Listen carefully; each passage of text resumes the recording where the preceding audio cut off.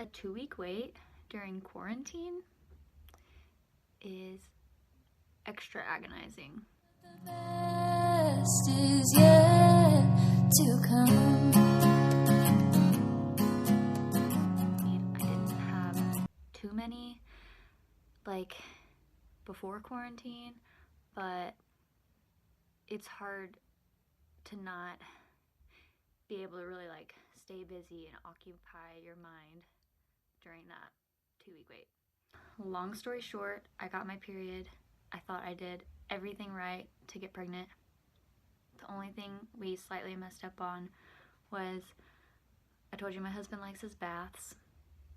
Well, like kind of in the middle of my fertile window, he ended up taking a bath, but we thought it'd be okay. My cat's mad that I have him locked out right now. These are the things that I did that made me feel like I was doing everything right. I was taking prenatals, an omega supplement, a probiotic.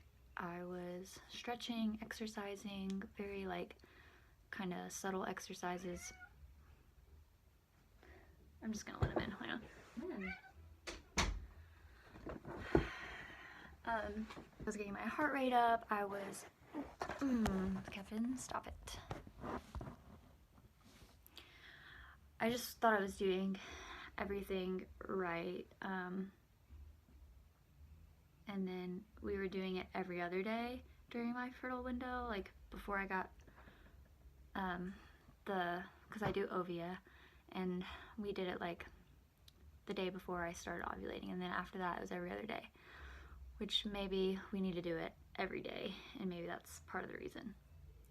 So that's something I'll do different next time. Okay, so I told you guys that I was going to purposely not look up things in Google, and I haven't, but I did look up one thing because it was driving me insane, and I was getting concerned. We ended up having sex, and up until that point that we had sex, I thought that I was in the process of like conceiving, and like I thought the whole process was taking place down there. But after we had sex, like almost all my symptoms went away. Like my boobs were sore. Like after we had sex, like they weren't sore anymore. I felt all of a sudden like, because I'm really in tune with my body, I just didn't feel pregnant anymore. I don't know if I was before at all, but I just felt like pregnant before. After we had sex, I just didn't have that pregnant feeling at all. So I ended up looking up, is sex okay during the 2-week wait? And basically, whatever article I found said that it's uncertain, but like a lot of women are afraid of dislodging the embryo or whatever, messing that up, that cycle up, and that it's unclear whether or not it actually can. But I feel like it did mess something up, and I don't know. I feel like that's something I'm gonna do next time, is not have sex during a 2-week wait, because I just feel like that messed something up. But I'm gonna read off the list of everything that I did want to I did want to Google. Some of it's kind of funny, but I just know like it would just put me down a rabbit hole if I looked up all of these things. Okay. The first question here I have is, can sneezing, coughing hard, or pooping knock loose the embryo? I feel like that's a legitimate question, because every time I did one of those things, I was nervous that it was like messing something up. Is decaf coffee okay? Still don't know the answer to that, but I got decaf coffee just in case during my 2-week wait, because I love coffee. Puffy nipples, is that a symptom? I was 4 DPO, but I had puffy like areolas, and my nipples are really sore. Like this was one of the symptoms that I had before we had sex, and they all went away. What are common 2-week wait symptoms? Is emergency okay? The packet that, you know, you drink in water or whatever.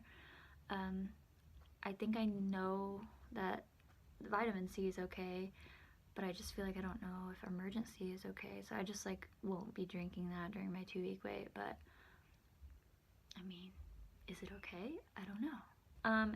Do you really only have 12 to 24 hours of ovulation to get pregnant? I just like had seen that somewhere, I guess, before, and I just, is that true? Like, how do people accidentally get pregnant? Like, what? But if I hold my breath too long, will the embryo or baby or whatever lose oxygen? What kind of CM happens during 2-week? Cervical mucus. Can anyone get twins? Like, can just anyone get twins? This was the one that I looked up. Is sex okay during 2-week wait? That was the one that was just driving me crazy. I don't know why. Is your cervix open or closed during 2-week wait? I felt like before we had sex, my cervix was really open. So I just, wait, cervix open or closed? Okay, what I meant by that was like during 2-week wait and you are pregnant, like what should your cervix be like? Open or kind of closed? I think that it should be closed, just because like you think like your body's pregnant now, so like it should like close up. I don't know. So that got me curious. And then is emotional crying a lot a symptom? I put that down at the time where I was still kind of thinking that I might be pregnant, but I was like so emotional. Like, turns out it was just because my period was coming. Is an increased heart rate a symptom of very, very early pregnancy? Because I had that too. My heart, I think it was just because I was so nervous, like I didn't know if I was or not, and I just, the thought of being pregnant like was getting my heart rate up, I guess. Are dry lips an early symptom?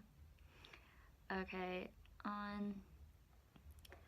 took a OPK, I took like an LH, what is that word? Ovulation test. I took an ovulation test like 3 days before my period started, because I was like, oh my gosh, because I told myself I was not going to take a pregnancy test until I missed my period. And one of my biggest reasons for that is like I just didn't want to waste a pregnancy test. Like, why waste it? And we're in the middle of a COVID crisis, so I just feel like the less I have to go out and get more pregnancy tests, like the better. So I have 2 with me, so I'm gonna make those last. I'm gonna make those worth it. But anyway, I took the LH test, the ovulation test, like 2 or 3 days before my period came, and it was like, it was definitely positive. It wasn't super dark, but I was like, oh my gosh, I wonder if that means that it's like detecting the HCG hormone, and that's why it's saying. And anyway, it wasn't. I don't know what it was detecting, but I don't know, I'm sure you guys know probably more about that than I do. Very early on in this whole like process, I mean, I don't know, we've been, I feel like, trying for quite a while, I guess, but a lot of these terms are like really new to me. Okay, yeah, here we go. I have it written down. I took the OPK on 4/20, and then I got my period on 4/23. So I don't want this to go on for too long, but yeah, I got my period and I'm kind of sad. But again, I feel like this is in just such God's hands. We feel confident in trying right now, but maybe that's not God's plan right now for us to get pregnant, just because everything that's going on in the world, it's really important to me that my child like has a lot of interaction with people, and I don't know, I feel like God is sparing me some anxiety there, because I would be really worried about that if I had a little infant right now and we still couldn't be, or maybe not so much an infant, but like around 6 to 12 months where you really want to start having some interaction with people and get those like neurons firing and like those, connections going. So anyway, that's something that's important to me. But anyway, this next go round, I'm going to be really on to my husband about not taking baths, and I am going to, so I'm going to track my basal body temperature, but unfortunately I don't have one of those basal body temperature thermometers that show the second decimal point. So I'm just gonna try and use my regular thermometer. They say not to. I'm going to actually take an ovulation test like when I'm supposed to, because I haven't done that in a really long time. Like I said, I used it as like a precursor to a pregnancy test, which is like not the right way to use those. So I'm gonna track my basal body temperature.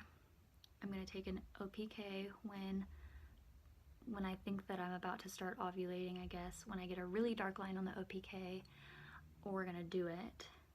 And then I'm gonna keep tracking my basal body temperature.